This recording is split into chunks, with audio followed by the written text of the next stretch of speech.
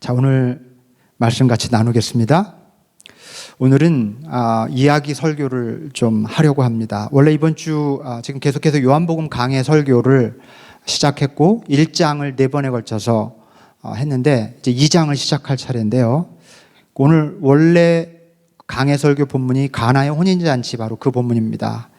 근데 이 본문은 제가 올해 초에도 나눴던 말씀이었어요. 그래서 새로운 메시지를 좀 준비해 보려고 이 본문을 가지고 굉장히 애를 쓰면서 묵상을 했는데 자꾸 안 되고 그때랑 똑같은 메시지로 자꾸 요약이 되는 거예요. 그 말씀을 다시 전해도 말씀은 계속 들어도 괜찮으니까 괜찮습니다만, 그렇게 좀 끙끙거리고 있던 차에 그 어떤 신문 기사를 읽다가 굉장히 큰 감동을 받았어요, 이번 주에. 그리고 이 기사의 이야기를 오늘 좀 메시지의 줄거리로 좀 삼았으면 좋겠다 하는 생각을 하게 됐습니다. 그래서 오늘은 강해 설교가 아니라 이야기에 근거한 설교를 좀 드리려고 해요. 제가 몇 번 성경 공부 시간에도 그렇고 설교 시간에도 말씀드렸던 것 같은데요. 성경은 이미 쓰여진 하나님의 말씀, 완료형으로 쓰여진 하나님의 말씀이죠. 그렇다면 우리가 살아가는 삶의 이야기, 모든 사람들의 삶의 이야기는 지금 쓰여지고 있는 하나님의 말씀이라고 할 수 있습니다. 하나님이 쓰고 계신 말씀이 우리 삶을 통해 펼쳐지는 거예요. 나의 삶과 나의 이야기뿐 아니라 우리 주변의 사람들이 살아가는 삶의 이야기 속에 굉장히 뚜렷한 메시지가 담겨 있는 그런 스토리, 그런 사연들이 있죠. 그런 것들을 나누는 거 참 귀한 일입니다. 그래서 우리는 쓰여진 하나님의 말씀을 묵상할 뿐만 아니라 쓰여지고 있는 하나님의 말씀, 날마다 우리가 살아가면서 경험하는 내 삶의 경험 이야기든 다른 사람의 이야기든 그런 쓰여지고 있는 하나님의 말씀도 묵상할 필요가 있어요. 그게 기쁜 일이든 슬픈 일이든 실패한 일이든 성공한 일이든 우리 모든 것이 하나님의 흔적이고 발자취고 숨결이기 때문에 우리 삶에 있는 모든 것이 묵상의 대상이 될 수 있는 거죠. 묵상할 때 그것은 하나님의 말씀이 될 수 있겠죠. 우리들의 삶의 이야기 속에도 하나님이 말씀하시려는 거룩한 메시지가 담겨 있습니다. 저는 오늘 한 여성의 이야기 속에 담긴 메시지를 여러분과 좀 나누려고 합니다. 오늘 이야기의 주인공은 장혜영이라고 하는 30세 된 여성입니다. 이 장혜영 씨는 경기도 여주에서 딸만 셋인 집안의 둘째로 태어납니다. 아버지는 그냥 평범한 근로자였고요. 어머니는 가정주부였는데 막내 동생이 장애를 가진 아이로 태어났습니다. 의학의 힘으로 동생의 병을 좀 어떻게 고쳐보려고 하다가 그렇게 되지 않았어요. 그래서 의학의 힘으로는 병을 고칠 수 없다는 것을 알고 어머니는 종교에 아주 굉장히 깊게 집착을 하게 됩니다. 그리고 이 혜영 씨의 1살 위 언니는 동생을 돌보라고 하면은 그냥 나가서 놀곤 했기 때문에 부모가 집을 비운 사이에 이 동생을 보살펴 주는 거는 언제나 주로 이 혜영 씨의 몫이었다고 합니다. 이 혜영 씨가 초등학교를 졸업할 무렵에 중학교를 안 가고 동생을 돌보겠다고 고집을 피우다가 부모님께 굉장히 크게 혼이 나고 중학교에 입학을 합니다. 하지만 그 일을 계기로 부모님들이 심각한 고민에 빠졌대요. 쟤 때문에 첫째, 둘째 아이에게까지도 지장이 되겠다 하는 생각을 한 거죠. 이제 첫째 딸은 고등학교에 입학하고 둘째 딸은 중학교에 입학을 했으니 이제 쟤들을 위해서라도, 저 둘을 위해서라도 막내를 장애인 시설에 보내야겠다고 판단을 하셨고, 그리고 결국 막내를 어떤 장애인 시설에 보내게 됩니다. 그런데 이 아이의 아픔과 고통이 그 가족의 깊은 쓴뿌리처럼 작용을 하면서 이 동생을 시설에 보낸 뒤에 결국 두 부모님이 이혼을 하시게 돼요. 그리고 할아버지 댁에 두 아이가 맡겨지게 됩니다. 막내는 장애인 시설로 가고. 그런데 그렇게 할아버지 집에서 이제 중학교, 고등학교를 다니는데 이 혜영 씨는 중학교를 졸업하고 공부를 잘했다고 그래요. 그래서 그리고 또 그 집에서 좀 나오고 싶은 마음에 공부만 했대요. 그래서 기숙사가 있는 애니메이션 고등학교라는 게 있대요. 아마 영상, 미디어 이런 거를 전문적으로 하는 고등학교인데 거기를 들어가서 그 고등학교를 나오고 2006년에는 연세대학교 신문방송학과에 입학을 합니다. 그리고 그 사이에 동생도 장애인 시설에서 성년을 맞게 돼요. 성인이 된 거죠. 그런데 2011년 연세대 신방과 4학년 졸업을 1년 앞두고 있는 바로 그 시점에서 혜영 씨가 돌연 대학교 게시판에 대자보를 쓰고, 대자보가 뭔지 아세요? 큰 종이에다가 이렇게 쓰는 거예요. 대자보를 쓰고 학교를 자퇴합니다. 거기에 쓰여져 있는 내용 일부를 제가 잠깐 소개해 드릴게요. 새들에게 날개의 자유가 있다면 인간으로 태어난 우리에게는 스스로가 믿고 사랑할 것을 선택할 자유, 그렇게 선택한 아름다움을 지켜낼 자유, 즉 사랑의 자유가 있습니다. 사랑의 자유. 잎새에 이는 바람에도 괴로워하던 선배를 둔 우리가, 윤동주 시인을 말하는 거죠. 그 선배를 둔 우리가 사랑 앞에 자유롭지 못하다면 그 누가 한 점 부끄럼 없이 그의 이름을 부를 수 있습니까? 나는 이제 연세가 아닌 다른 사랑을 향해 떠납니다. 일부를 소개해드렸습니다. 혜영 씨는 대학을 그만두자마자 이 대자보를 쓰고 학교를 나오자마자 곧바로 장애인 시설에 살고 있는 동생을 데리고 나옵니다. 만 12살 때 가족과 헤어져서 세상과 격리된 채 18년을 살았던 동생. 매직으로 이름이 쓰인 옷가지와 소지품 몇 가지 외에는 세상에 그 존재를 입증할 아무것도 없는 삶을 살아왔던 동생. 마치 장막 뒤에 감춰진 그림자 같은 그런 삶을 살던 동생을 찾아가서 손을 잡고 그 장막 밖으로 나온 거예요. 둘이 살 셋방을 얻기 위해서 돈을 빌리고 만류하는 부모님을 설득하고 동생이 낯선 세상을 겁내지 않도록 조금씩 외출의 빈도를 늘려갑니다. 그렇게 1년여가 흐르고 올해 2017년 올해 여름부터 자매는 드디어 한 집에 살게 됐습니다. 어떤 인터뷰에서 혜영 씨는 이런 질문을 받습니다. 기왕이면 대학을 졸업하고 좋은 학벌로 좋은 직장에서 취직해서 돈을 많이 벌면 더 좋은 조건 아래에서 동생을 볼 수 있지 않을까요?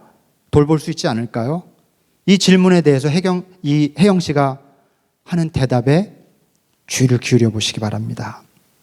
이렇게 대답합니다.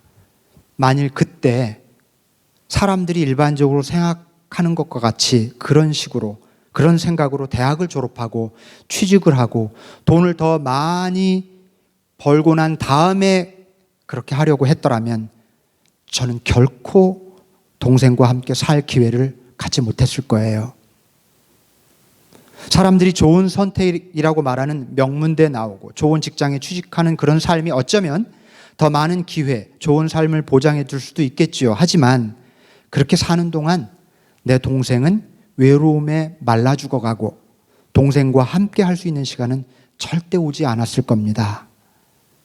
사람들이 쫓는 삶의 방식으로는 절대로 내가 원하는 삶을 만들어갈 수 없다고 생각했어요. 여러분, 많은 사람들이 가족들, 이 소중한 가족들, 사랑하는 사람들을 위해서 그 기반을 닦기 위해서 길을 쓰고 일하고 돈을 벌고 바쁘게 살아갑니다. 그러나 그렇게 살아갈수록 사랑하는 사람들과 함께 사랑하며 살아갈 시간은 오히려 더 안 주어져요. 자꾸만 그 내일이 자꾸 뒤로 미뤄집니다. 그러다가 어느새 생을 마감하게 되는 그런 시간에 마주하게 되기도 하는 거죠. 혜영 씨도 때때로 경쟁 사회 속에서 뭔가 저 사회에서 살아가는 사람들처럼 뭔가를 목표를 정하고 그것을 이루고 성취하면서 살아가야 되는 게 아닌가 하는 그런 불안감이 자주 엄습했답니다. 그런데 그럴 때마다 동생이 그런 생각이 잘못된 것이라는 것을 알려주는 완벽한 삶의 안내자가 되어 주었답니다. 동생을 볼 때마다 그 동생이 그냥 존재 자체로 그건 삶이 아니야 라고 말하는 것 같은, 자기의 그런 불안한 관점, 다른 사람들과 똑같이 남들처럼 살아가는 삶을 따라 살아야 되지 않을까 하는 그 불안감을 동생의 얼굴을 볼 때마다 깨끗이 내려놓게 해주더라는 거예요. 경쟁과 성취라고 하는 일상적인 삶의 방식을 거부하는 대신에 사랑하는 사람과 함께하는 삶, 오늘을 선택한 겁니다. 여러분, 고작 1살 많은 언니, 가진 것도 없고 안정된 직장도 없이 독신으로 살아가는 혜영 씨가 험한 세상에서 장애인 동생과 같이 살겠다고 작정한 것은 잘한 일일까요? 질문할 수 있습니다. 그렇지만 내 한 몸 건사하기도 힘든 세상, 그저 나 하나, 내 가족 하나, 내 꿈, 내 성공만을 향해 끝없이 달려가는 오늘 우리 시대에 우리들에게 혜영 씨의 삶은 정말 크나큰 도전, 그리고 메시지를 던져줍니다. 저는 혜영 씨가 너무 장하고 너무나 아름다운 사람으로 느껴졌습니다. 이 혜영 씨는요, 신문방송학을 전공한 사람답게 생각 많은 둘째 언니라는 타이틀을 가지고 유튜브에 영상을 올려요. 뭐 일주일에 한 번 할 때도 있고 바쁘면 한 달에 한 번 올 때도 있어요. 그냥 세상살이에 첫 발을 디딘 동생과의 시시콜콜한 일상을 찍어서 올립니다.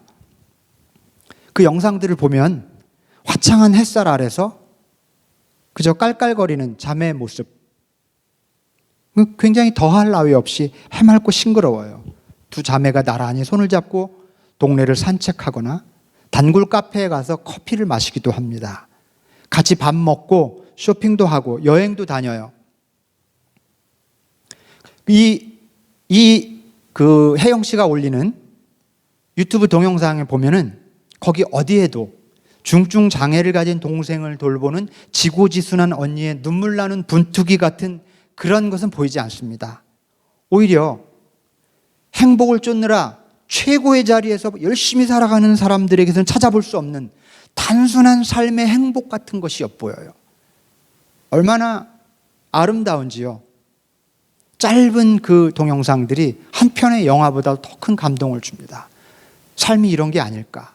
그렇게 거창한 뭐가 아니고 내가 함께 소중히 여기는 사람들과 함께 커피 마시고 함께 걷고 그와 함께 눈을 마주치면서 깔깔거리는 그런 삶. 비교하지 않는 거예요. 혜영 씨가 가끔 노래도 직접 만들어서 영상으로 올리는데요. 프로페셔널한 뮤지션처럼 노래를 부르진 않아요. 그런데 놀랍게도 음악 세계가 있어요. 그리고 혜영 씨가 쓴 그 가사를 보면 시 같아요. 그리고 그녀가 뭘 추구하면서 사는지, 그녀의 가치관이 뭔지 아주 잘 담겨 있습니다. 그런 메시지가. 우리가 귀 기울여 들을 만한 메시지가 거기 있어요. 이 시간에 혜영 씨가 자작곡으로 만들어서 올린 동영상 한 편을 감상하실 텐데요. 제목이 무사히 할머니가 될 수 있을까? 이런 제목이에요. 한번 잠깐 보겠습니다. 무사히 할머니가 될 수 있을까? 죽임당하지 않고 죽이지도 않고서 굶어 죽지도 굶기지도 않으며 사람들 사이에서 살아갈 수 있을까? 나이를 먹는 것은 두렵지 않아 상냥함을 잃어가는 것이 두려울 뿐 모두가 다 그렇게 살고 있다고 아무렇지 않게 말하고 싶지는 않아.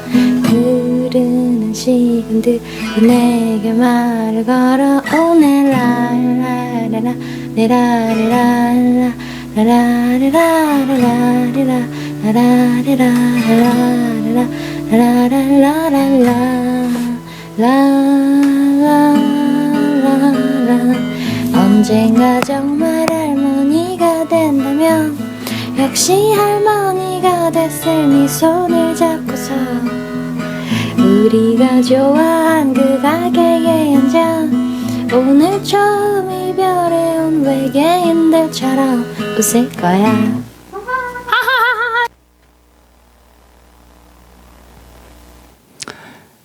어떠세요? 그냥 뭐랄까 살짝 눈물 짓게 되고 살짝 너무 맑은 그런 모습, 그 다음에 이 가사를 한번 보시면 그냥 흘려 넘길 수 없는, 흘려 넘어갈 수 없는 그 메시지가 있어요. 무사히 할머니가 될 수 있을까? 혹은 할아버지가 될 수 있을까? 죽임당하지 않고 죽이지도 않고서 생존 경쟁에 뛰어드는 그런 삶에 들볶이지 않고서 굶어 죽지도 굶기지도 않으며 큰 부자가 되지 않아도 그렇다고 너무 가난하지도 않고 사람들 사이에서 그렇게 살아갈 수 있을까? 얼마나 소박한 소망인가요? 나이를 먹는 것은 두렵지 않아. 상냥함을 잃어가는 것이 두려울 뿐. 모두가 다 그렇게 살고 있다고 아무렇지 않게 말하고 싶지는 않아. 언젠가, 뒷부분은 없지만 언젠가 할머니가 되었을 때 역시 할머니가 되어 있을 동생 너의 손을 잡고 우리가 늘 가던 그 가게에서 이 세상에 처음 온 외계인처럼 아주 아무런 꾸밈 없이 웃을 거야. 하하하하 하고 하는 그런. 저는 특별히 이 노래 가사 중에서 이 대목이 참 와닿아요. 나이를 먹는 것은 두렵지 않아. 상냥함을 잃어버리는 것이 두려울 뿐. 여러분, 우리가 정말 두려워할 것은 나이를 먹거나 늙어가는 게 아니죠. 막을 길도 없고요. 세월이 흘러가고 사랑하며 살아갈 시간이 점점 없어져 가는데 여전히 누군가를 미워하고 여전히 따뜻하고 너그러운 마음 나눠줄 줄 모르고 원래부터 우리 안에 저 깊은 곳에 있는 우리 존재의 상냥함, 부드러움, 따뜻함, 사랑의 에너지, 이런 것들을 자꾸만 잃어버리고 살아간다면 그게 오히려 두려운 일이 아닐까. 그렇죠? 너무나 공감이 돼요. 우리는 과연 무사히 할머니가 될 수 있을까? 할아버지가 될 수 있을까?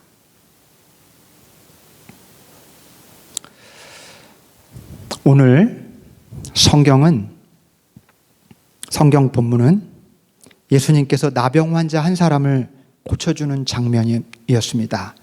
저는 4개의 복음서가 다 귀하지만 마가복음에 묘사하고 설명해주는 복음의 이야기들이 너무 감동적이에요. 군더더기가 없어요. 나병 환자 한 사람이 예수님께 와서 무릎을 꿇고 병을 고쳐달라고 간청합니다. 예수님은 그를 불쌍히 여기시고 손을 대고 말씀하시죠. 그렇게 해주마, 깨끗하게 되어라. 그랬더니 나병이 그에게서 떠나고 깨끗하게 되었습니다. 너무나 간결하고 또렷해서 오히려 더 강렬하고 긴 여운을 남겨주는 말씀이 아닐 수가 없어요. 예수님은 나병 환자를 불쌍히 여기셨고 그리고 그를 깨끗하게 고쳐주셨습니다. 뭐라고요? 예수님이 나병 환자를 불쌍히 여기셨고 그리고 그를 깨끗하게 고쳐주셨습니다. 여기에 예수님이 베푸시는 기적의 핵심적인 2가지 요소가 담겨 있어요. 이걸 알면 우리도 기적을 베풀 수 있어요. 기적의 주인공이 될 수 있습니다. 기적의 핵심적인 2가지 요소. 그리고 이 2가지 요소는 복음서를 보면 예수님께서 베푸셨던 모든 기적에 공통적으로 나타나는 현상입니다. 그게 뭔지 아세요? 첫째는 불쌍히 여기는 마음. 예수님께서 품으셨던 불쌍히 여기시는 마음. 다른 하나는 예수님이 그 마음을 품으실 때마다 일어났던 회복과 기적의 역사, 회복과 치유의 역사. 그리고 이 둘은 긴밀히 연결되어 있어요. 불쌍히 여기는 마음과 회복과 치유는 이퀄입니다. 이거 여러분 믿으십니까? 복음서를 한번 보세요. 예수님이 불쌍히 여기실 때마다 기적이 일어났어요. 반대로 얘기할 수 있습니다. 예수님이 일으킨 기적의 항상 전제는 예수님이 불쌍히 여기사로 시작해요. 예수님이 불쌍히 여기셨던 그곳, 그 시간 기적이 일어났어요.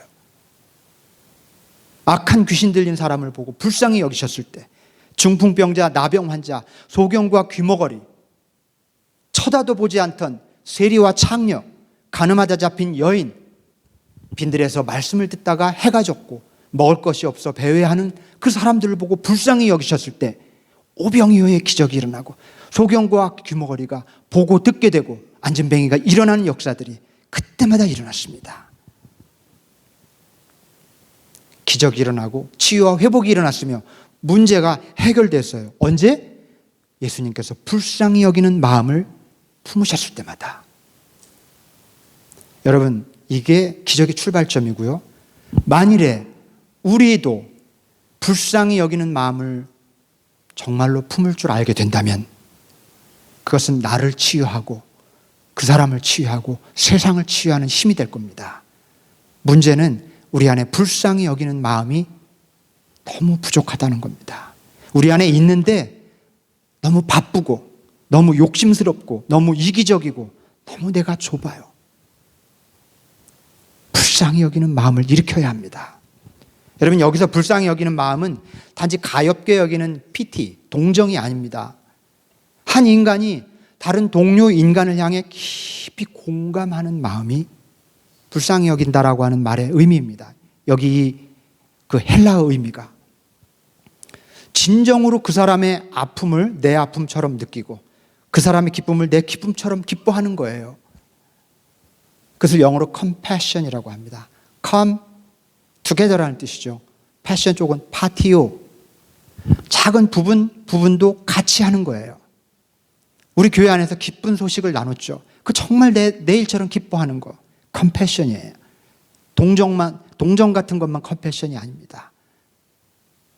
정말 아픈 사람들, 그들을 불쌍히 여기고 그의 아픔이 내 아픔인 것처럼 느끼는 공감, 그게 정말 예수님이 말씀하신 불쌍히 여기는 마음이에요. 또 트러블 메이커, 뾰족한 사람, 나에게 상처 주는 사람, 그 사람이 가진 상처의 마음을 공감하는 거, 그때 나는 더 이상 그 사람에게 상처받지 않습니다. 왜? 불쌍히 여기고 공감해 주기 때문에. 여러분, 하나님이 죄로 가득한 인류에게 품었던 마음이 컴패션이었어요. 예수님이 그 시절에 만났던 그 가난하고 불쌍하고 어려운 죄로 가득한 사람들을 향해 품었던 마음이 컴패션이었습니다. 이 마음이 기적을 일으키고 세상을 치유합니다. 오늘 이야기의 주인공인 혜영 씨가 동생에게 품었던 마음도 바로 그 공감이었다고 저는 믿습니다. 여러분, 쉽게 가족이니까 그렇게 할 수 있겠지라고 생각해서는 안 돼요. 질문 한번 드릴게요. 그렇다면 왜 그의 언니는 그리고 그의 부모님들은 혜영 씨처럼 못했을까요? 물론 이분들을 블레임하는 게 절대 아니에요. 지금은 모두가 다 회개하고 참마음으로 동생을 돌봐요. 이 한 사람의 불쌍히 여기는 마음 때문에 그렇게 된 거예요. 그리고 만약에 우리라면, 나라면 과연 혜영 씨처럼 할 수 있을까? 우리 그렇게 또 생각을 해보면 역시 이건 가족이거나 언니여서 할 수 있는 일이라고 생각해서는 안 되는 거가 맞아요. 혜영 씨는 그냥 동생이 너무 딱해서 불쌍해서 이런 일을 한 것이 아니라 진정으로 동생의 아픔과 외로움에 공감을 했던 겁니다. 진정으로가 중요해요. 진정으로, 형식적으로, 말로가 아니라. 그 불쌍히 여기는 마음이 동생을 갇힌 삶으로부터 밖으로, 장막 밖으로 나오게 했던 겁니다. 그리고 혜영 씨의 삶을 세상 그 어느 누구보다도 아름답게 만들었어요. 저는 다른 어떤 누구보다도 혜영 씨가 아름다운 사람 같고 정말 성공한 사람 같아요. 그리고 그의 삶 때문에 세상을 환하고 따뜻하게 만들었잖아요. 그녀의 삶이, 선택이. 여러분, 이것이 그리스도인의 삶이 아닐까요? 교회 여러분, 어쩌면 우리 모두는 자기 나름의 갇힌 삶을 살고 있는지도 모릅니다.